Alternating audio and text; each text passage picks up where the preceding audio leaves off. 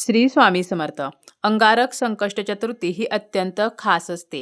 जेव्हा संकष्टी चतुर्थी ही मंगळवारी येते तर तेव्हा ती अंगारक संकष्टी चतुर्थी असते. ज्या कोणाला संकष्टी चतुर्थीचे व्रत करणे, उपवास करणे शक्य होत नाही, त्यांनी जर फक्त अंगारक संकष्टी चतुर्थीचे व्रत केले तरी सुद्धा वर्षभराच्या सर्व संकष्टी चतुर्थीचे फळ हे मिळत असते. आणि यंदा म्हणजे 2026 मध्ये या नवीन वर्षामध्ये पहिलीच संकष्टी चतुर्थी ही अंगारक संकष्टी चतुर्थी आलेली आहे. अत्यंत खास असा दुर्मिळ योग हा जुळून आलेला आहे. या दिवशी जरी आपण व्रत उपवास नाही केला तरी सुद्धा गणपती बाप्पांच्या कपाळावरती आपल्याला एक वस्तू चिकटवायची आहे, ज्यामुळे आपल्या कितीही कठीण इच्छा 100% गणपती बाप्पांच्या कृपेने पूर्ण होतील. गणपती बाप्पा हे इच्छापूर्ती दैवत आहेत. गणपतीची पूजा केल्याने बुद्धी प्राप्त होत असते, त्याचप्रमाणे विवेक प्राप्ती होत असते. धनसंपत्ती प्राप्तीसाठी देखील गणपतीची पूजा अवश्य करावी. आपण गणपतीच्या कपाळावरती एक वस्तू ही आवर्जून चिकटवायची आहे. कोणकोणत्या समस्येसाठी आपण हा उपाय करू शकतो? तर आपल्या जीवनामध्ये कोणतीही समस्या असेल, आपण आर्थिक समस्येने ग्रासलेले असू किंवा व्यापारधंद्यामध्ये नुकसान होत आहे, कर्ज वाढत आहे, पैसा टिकत नाही किंवा पैसा येण्याचे मार्ग मिळत नाहीत, काही केल्या नोकरीमध्ये आपल्याला प्रमोशन मिळत नसेल, नोकरीमध्ये यश नाही, समस्या जर आपल्याला उद्भवत असतील, त्याचप्रमाणे आपल्या घरामध्ये सततचे आजारपण असेल, कोणी ना कोणी सतत आजारी पडत आहे, आपली जी मुले आहेत तर त्यांना मनासारखे मार्क्स मिळत नाहीत, शैक्षणिक प्रगतीमध्ये अडथळे येत असतील किंवा नोकरीमध्ये करिअरमध्ये त्यांना यश मिळत नसेल, आपली जी मुले आहेत तर त्यांची स्मरणशक्ती जर कमजोर झालेली असेल तर ती वाढवण्यासाठी सुद्धा आपण हा उपाय करू शकतो. लहान मुले सतत किरकिरेपणा करतात, हट्टीपणा करतात, तर हा हट्टीपणा नष्ट व्हावा म्हणून सुद्धा गणपतीच्या कपाळावरती ही वस्तू आपल्याला चिकटवायची आहे. तसेच संतान प्राप्तीसाठी देखील हा अत्यंत प्रभावी उपाय आहे. आपल्या आयुष्यामध्ये जर मानसिक समस्या असतील, घरामध्ये सततचे वादविवाद, कलह या गोष्टी असतील तरी सुद्धा आपण हा उपाय करू शकतो. विवाहामध्ये जर अडचणी येत असतील, मनासारखा जोडीदार मिळत नसेल, तर आपला विवाह लवकर व्हावा आणि मनासारखा जोडीदार मिळावा म्हणून सुद्धा आपल्याला गणपतीच्या कपाळावरती ही वस्तू जी आहे तर ती चिकटवायची आहे. तसेच आपल्या जीवनामध्ये सतत काही ना काही संकट येत आहेत आणि आपल्या प्रयत्नांना यश मिळत नाही, आपण जे कष्ट करतो आहे तर याचे आपल्याला हवे तसे फळ मिळत नसेल तरी सुद्धा आपण हा उपाय करू शकतो.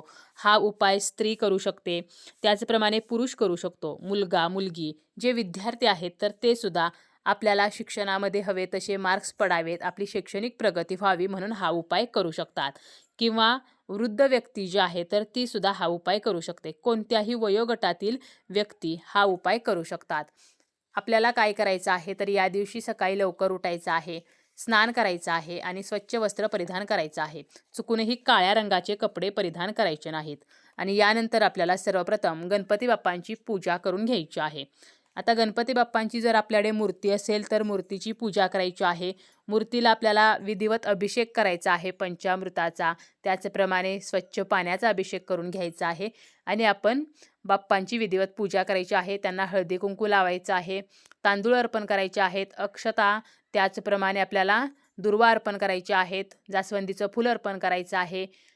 ह्या सर्व गोष्टी आपल्याला बाप्पांना अर्पण करायच्या आहेत. आणि बाप्पांची पूजा आपण देवघरामध्ये करू शकतो किंवा सेपरेट मांडली तरी सुद्धा चालेल. यानंतर आपल्याला काय करायचं आहे तर गणपती बाप्पांना त्यांच्या कपाळावरती आपल्याला एक वस्तू आवर्जून चिकटवायची आहे. त्याचप्रमाणे आपल्याला हा उपाय सलग 21 दिवस करायचा आहे. ज्या दिवशी आपण सुरुवात करणार आहोत त्या दिवसापासून 21 दिवस आपल्याला हा उपाय करायचा आहे. मध्येच जर काही अडचण आली, पिरियड आले किंवा सुतक पडले तर तेवढे दिवस आपल्याला हा उपाय स्किप करायचा आहे आणि पुढे आपल्याला तो कंटिन्यू करायचा आहे. म्हणजे जर 5 दिवस आपण ही वस्तू बाप्पांच्या कपाळावरती चिकटवली आणि त्यानंतर 6व्या दिवशी आपल्याला सुतक पडले तर सुतक आपले 3 दिवसाचे असेल तर ते फिटल्यानंतर आपल्याला पुन्हा 4थ्या दिवसापासून आपल्या उपायाचा 6वा दिवस पकडायचा आहे आणि हा उपाय आपल्याला कंटिन्यू करायचा आहे. तर अशा प्रकारे सलग 21 दिवस आपल्याला ही वस्तू बाप्पांच्या कपाळावरती चिकटवायची आहे. बाप्पांची पूजा करताना आपण हा उपाय करू शकतो किंवा दिवसभरामध्ये कधीही करू शकतो, सकाळी, दुपारी, संध्याकाळी. आपल्याला ज्या वेळेला शक्य आहे तर त्या वेळेला उपाय करायचा आहे. फक्त पहिल्या दिवशी आपण जी वेळ निवडणार आहोत तर त्याच वेळेमध्ये आपल्याला 21 दिवस हा उपाय करायचा आहे. म्हणजे जर पहिल्या दिवशी आपण सकाळी 9 वाजता हा उपाय केला तर आपल्याला 21 दिवस सकाळीच 9 वाजता उपाय करायचा आहे. 5-10 मिनिटे इकडे-तिकडे झालं तरी काही हरकत नाही. परंतु आपल्याला दररोज त्याच वेळेत उपाय करण्याचा प्रयत्न करायचा आहे. आता या उपायासाठी आपल्याला काय करायचं आहे, तर तूप घ्यायचं आहे, हळद घ्यायची आहे आणि अक्षता घ्यायच्या आहेत. तूप, हळद आपल्याला एकत्र करायचं आहे आणि आपल्या उजव्या हाताचं जे अनामिका बोट आहे, म्हणजे करंगळी शेजारचं बोट, ज्या बोटाने आपण देवांना गंध लावतो, तर त्या बोटांनी आपल्याला काय करायचं आहे, तर हे तूप आणि हळद जे आहे, तर ते एकत्र ओलं करून घ्यायचं आहे. यामध्ये आपण थोडंसं कुंकू टाकलं तरी चालेल, नाही टाकलं तरी चालेल. आणि गणपती बाप्पांच्या कपाळावरती म्हणजेच मस्तकावरती याचा टिळा आपल्याला लावायचा आहे आणि यानंतर आपल्याला अक्षता घ्यायच्या आहेत आणि यावरती त्या चिकटवायच्या आहेत. किंवा अगदी आपण तूप, हळद, कुंकू, अक्षता हे सर्व एकत्र करून एकाच वेळेला गणपती बाप्पांच्या मस्तकावरती जरी हे चिकटवलं तरी सुद्धा चालेल. किंवा अगोदर आपण तूप, हळदी, कुंकू असा टिळा करून त्यावरती पुन्हा अक्षता चिकटवल्या तरी सुद्धा चालतील. असे म्हटले जाते की हे जे तांदूळ आहेत तर ते बाप्पांच्या कपाळी चिकटले पाहिजेत. कारण अशी मान्यता आहे की बाप्पांना आपण जेव्हा अक्षतांचा टिळा लावतो तर त्यावेळेला आपल्या मनोइच्छित इच्छा बाप्पा पूर्ण करत असतात.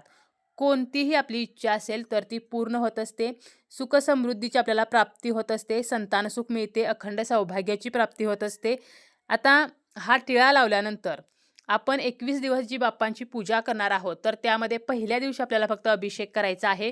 दररोज आपल्याला अभिषेक करणे शक्य झाले तर आपण करू शकतो, नाही केला तरी चालेल. पण पहिल्या दिवशी मात्र विधिवत अभिषेक आपल्याला करायचा आहे. तसेच आपण जो नैवेद्य बाप्पांना ठेवणार आहोत, यामध्ये आपल्याला आवर्जून गूळ आणि धने हा नैवेद्य ठेवायचा आहे. इतर सुद्धा आपण नैवेद्य ठेवू शकतो. म्हणजे मोदक, मिठाई, फळे, तर हा नैवेद्य सुद्धा आपण ठेवू शकतो. गूळ खोबरे ठेवू शकतो. परंतु धने आणि जे गूळ आहे तर हा नैवेद्य आपल्याला आवर्जून ठेवायचा आहे. 21 दिवस आपल्याला हा नैवेद्य ठेवायचा आहे. आता ह्या नैवेद्यातील जो गूळ आहे तर तो प्रत्येकाने थोडा-थोडा प्रसाद म्हणून खायचा आहे. धने जे आहेत तर ते 21 दिवसाचे धने आपल्याला एका भांड्यामध्ये साठवून ठेवायचे आहेत. तसेच दररोज आपल्याला बाप्पांची आरतीसुद्धा करायची आहे आणि आवर्जून आपल्याला दररोज संकटनाशन स्तोत्र जे आहे तर ते म्हणायचे आहे.